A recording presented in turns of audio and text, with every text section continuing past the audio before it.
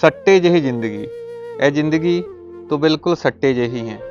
ਤੈਨੂੰ ਸਮਝਦੇ ਸਮਝਦੇ, ਹਾਲਾਤਾਂ ਨਾਲ ਜੂਝਦੇ ਆਉਣ ਵਾਲੇ ਕੱਲ੍ਹ ਦੀ ਚਿੰਤਾ ਕਰਦੇ ਕਰਦੇ ਹਾਲਤ ਇੱਕ ਸੱਟੇਬਾਜ਼ ਵਰਗੀ ਹੋ ਗਈ ਹੈ, ਜੋ ਹਰ ਸ਼ਾਮ ਲਾਉਂਦਾ ਹੈ ਲੇਖਾ ਜੋਖਾ, ਕਾਗਜ਼ ਤੇ ਕਲਮ ਲੈ ਕੇ ਲਿਖਦਾ ਹੈ ਕੁਝ ਨੰਬਰ, ਕਦੇ ਜੋੜਦਾ, ਕਦੇ ਘਟਾਉਂਦਾ, ਕਦੇ ਪਲਟ ਮਾਰਦਾ। ਕਿਸੇ ਉੱਘੇ ਅਰਥ ਸ਼ਾਸਤਰੀ ਵਾਂਗ ਸੋਚਦਾ ਹੈ ਕੱਲ੍ਹ ਸ਼ਾਇਦ ਹਾਲਾਤ ਬਦਲ ਜਾਣ। ਜਿਸ ਤਰ੍ਹਾਂ ਕੋਈ ਦਿਹਾੜੀਦਾਰ ਦਿਨ ਦੇ ਕਮਾਏ 150 ਵਿੱਚੋਂ ਲੂਣ ਤੇਲ ਖਰੀਦ ਪਊਆ ਡੱਬ ਵਿੱਚ ਫਸਾ ਬਾਕੀ ਬਚੇ ਪੈਸੇ ਲਗਾ ਦਿੰਦਾ ਹੈ ਕਿਸੇ ਨੰਬਰ ਜਾਂ ਹਰਫ ਤੇ, ਇਹ ਸੋਚ ਕੇ ਕਿ ਕੱਲ੍ਹ ਸ਼ਾਇਦ ਹਾਲਾਤ ਬਦਲ ਜਾਣ।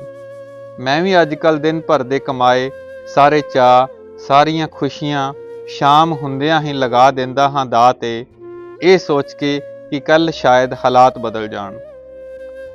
ਵਹਿਮੀ ਵੀ ਹੋ ਗਿਆ ਹਾਂ ਕਿਸੇ ਸੱਟੇਬਾਜ਼ ਦੀ ਹੀ ਤਰ੍ਹਾਂ, ਜੋ ਕਿਸੇ ਵੀ ਖੂਹ ਖਹਿੜੇ ਵਿੱਚੋਂ ਲੱਭ ਲੈਂਦਾ ਹੈ ਕੋਈ ਬਾਬਾ, ਦਿੰਦਾ ਹੋਵੇ ਜੋ ਨੰਬਰ ਜਾਂ ਹਰਫ, ਤੇ ਫਿਰ ਉਸ ਬਾਬੇ ਦੇ ਮੂੰਹੋਂ ਨਿਕਲੀਆਂ ਗਾਲਾਂ ਚੋਂ ਵੀ ਹਿਸਾਬ ਲਾ ਕੇ ਸਿਰਫ ਨੰਬਰ ਹੀ ਜੋੜਦਾ ਹੈ।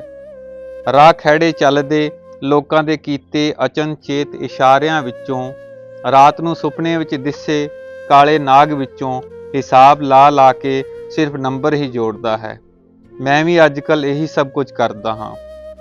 ਕੋਈ ਚੀਜ਼ ਟੁੱਟਣ ਤੇ, ਕਿਸੇ ਦੇ ਟੋਕਣ ਤੇ, ਕਿਸੇ ਦੇ ਮਿਲਣ ਤੇ, ਕਿਸੇ ਦੇ ਹੱਸਣ ਤੇ, ਗਮਲੇ ਵਿੱਚ ਲਾਏ ਬੂਟੇ ਦੇ ਅਚਾਨਕ ਸੁੱਕਣ ਤੇ, ਚੱਪਲਾਂ ਦੇ ਮੂਧੇ ਹੋਣ ਤੇ, ਅੱਖ ਦੇ ਫੜਕਣ ਤੇ, ਜੋੜ ਘਟਾ ਕਰ ਲਾਉਂਦਾ ਹਾਂ ਜਾਇਜ਼ਾ ਆਉਣ ਵਾਲੇ ਕੱਲ੍ਹ ਦਾ।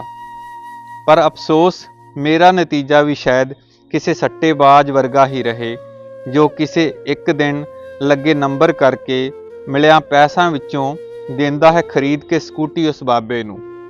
ਅਧੀਏ ਤੋਂ ਬੋਤਲ ਤੇ ਲੂਣ ਤੋਂ ਮੁਰਗ ਮਸੱਲਮ ਤੱਕ ਦੀ ਯਾਤਰਾ ਕਰ ਕੁਝ ਦਿਨਾਂ ਵਿੱਚ ਹੀ ਵਾਪਸ ਆ ਖਲੋਂਦਾ ਹੈ ਉਸ ਚੁਰਾਹੇ ਤੇ, ਜਿੱਥੋਂ ਫਿਰ ਸਮਝ ਨਹੀਂ ਆਉਂਦੀ ਕਿ ਕਿਹੜਾ ਰਾਹ ਅਪਣਾਏਗਾ ਮੰਜ਼ਿਲ ਤੇ। ਮੈਨੂੰ ਲੱਗਦਾ ਹੈ ਮੈਂ ਵੀ ਕੁਝ ਦਿਨਾਂ ਦੇ ਉਤਰਾਅ ਚੜਾਅ ਤੋਂ ਬਾਅਦ ਆ ਖਲੋਵਾਂਗਾ ਉਸ ਚੁਰਾਹੇ ਤੇ। ਇਹ ਭਟਕਣ ਕਦ ਤੱਕ ਮੈਨੂੰ ਅਜਮਾਉਂਦੀ ਰਹੇਗੀ, ਕਦ ਤੱਕ ਮੈਂ ਮੂਰਖ ਬਣਿਆ ਆਪਣੇ ਕੱਲ੍ਹ ਨੂੰ ਬਦਲਣ ਲਈ ਆਪਣੇ ਅੱਜ ਨੂੰ ਦਾਅ ਤੇ ਲਾਉਂਦਾ ਰਹਾਂਗਾ, ਆਪਣੇ ਅੱਜ ਨੂੰ ਦਾਅ ਤੇ ਲਾਉਂਦਾ ਰਹਾਂਗਾ।